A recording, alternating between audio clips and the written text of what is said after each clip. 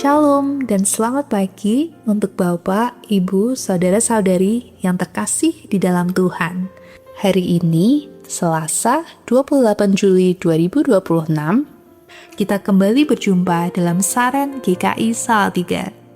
Saya, Bunga, akan menemani Bapak, Ibu, dan Saudara sekalian merenungkan firman Tuhan. Sebelum kita membaca firman-Nya, mari kita berdoa. Bapa kami yang di surga, kami bersyukur karena kasih setiamu yang selalu baru setiap pagi.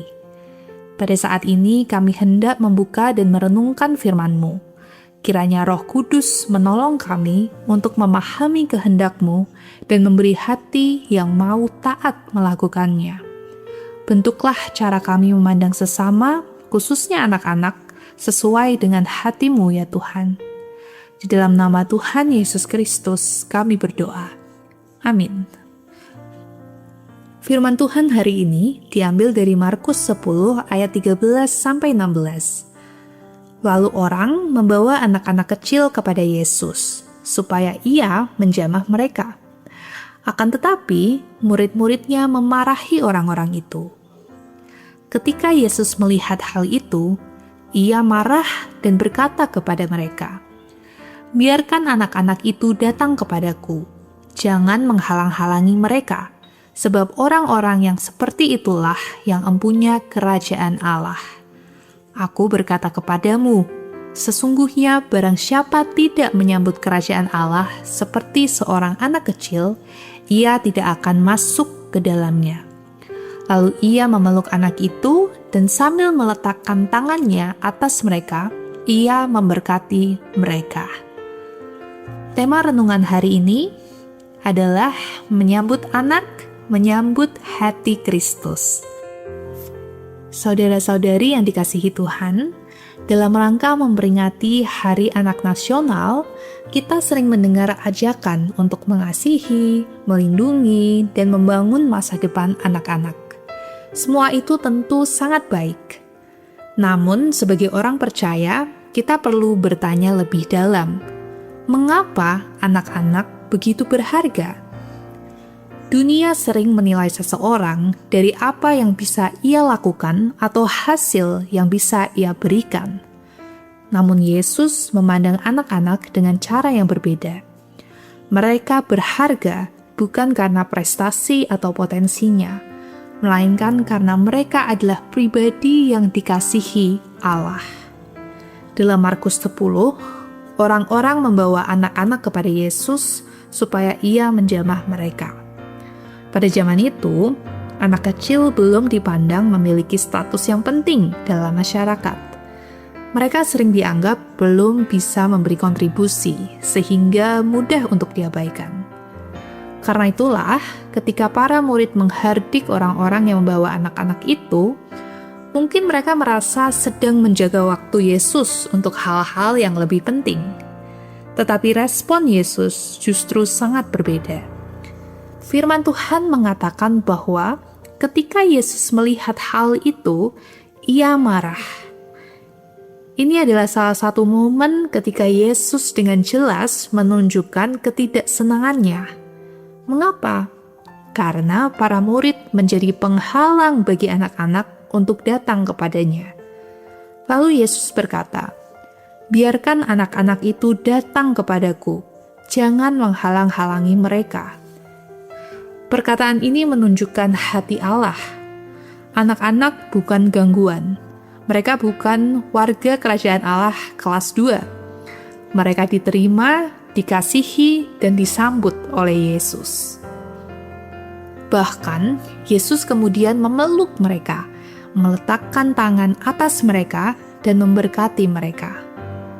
Saudara-saudari, perikop ini mengajak kita melihat anak-anak sebagaimana Kristus melihat mereka. Mungkin tidak semua dari kita adalah orang tua. Ada yang masih lajang, ada yang belum memiliki anak, ada yang sudah lanjut usia.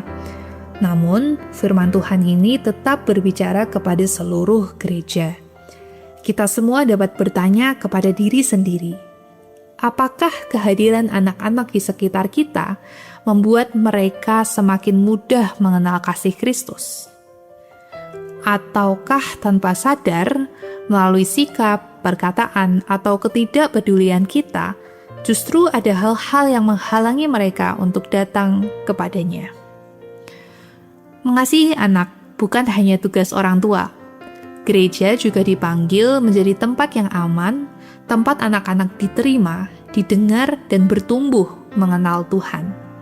Di rumah, di sekolah, di lingkungan, bahkan di gereja, anak-anak sedang belajar tentang Allah melalui orang-orang dewasa yang mereka temui. Karena itu, setiap perhatian yang tulus, setiap teladan yang baik, setiap kata yang membangun, bahkan setiap doa yang kita naikkan bagi mereka, dapat dipakai Tuhan untuk membentuk iman mereka. Hari Anak Nasional mengingatkan kita bahwa membangun masa depan anak bukan hanya tentang memenuhi kebutuhan mereka hari ini, tetapi juga membuka jalan agar mereka dapat datang kepada Kristus dan mengenal kasih-Nya. Kiranya ketika anak-anak melihat gereja, mereka melihat kasih Kristus. Ketika mereka bertemu orang percaya, mereka mengalami penerimaan Kristus. Dan ketika mereka bertumbuh, mereka semakin mengenal Tuhan yang sejak semula mengasihi mereka. Mari kita menjadi orang-orang yang tidak menghalangi, melainkan menolong anak-anak untuk datang kepada Yesus. Mari kita berdoa. Bapa yang penuh kasih, terima kasih karena melalui firman-Mu pagi hari ini, kami diingatkan bahwa anak-anak sangat berharga di hadapan-Mu. Ampunilah kami apabila selama ini kami kurang memberi perhatian, kurang menjadi teladan, atau bahkan tanpa sadar menjadi penghalang bagi mereka untuk mengenal Engkau. Tolonglah kami agar melalui sikap, perkataan, dan tindakan kami, anak-anak dapat merasakan kasih Kristus. Berkati setiap anak di tengah keluarga, gereja, sekolah, dan bangsa kami. Lindungilah mereka, bentuklah karakter mereka, dan tuntun mereka untuk bertumbuh menjadi pribadi yang takut akan Tuhan. Berikan juga hikmat bagi setiap orang tua, guru, pelayan anak, dan seluruh jemaat agar bersama-sama menjadi komunitas yang saling mengasihi dan membangun generasi berikutnya. Di dalam nama Tuhan Yesus Kristus kami berdoa. Amin. Demikianlah renungan kita pada hari ini. Kiranya firman Tuhan menolong kita semua untuk semakin memiliki hati Kristus dalam menyambut, mengasihi, dan membawa anak-anak semakin dekat kepadanya.